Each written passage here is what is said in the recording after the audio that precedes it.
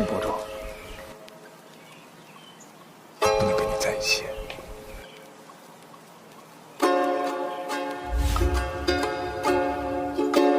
在我25岁的时候，身体慢慢就垮了。我去过无数个医院，看过无数个医生，都查不出来到底是为什么。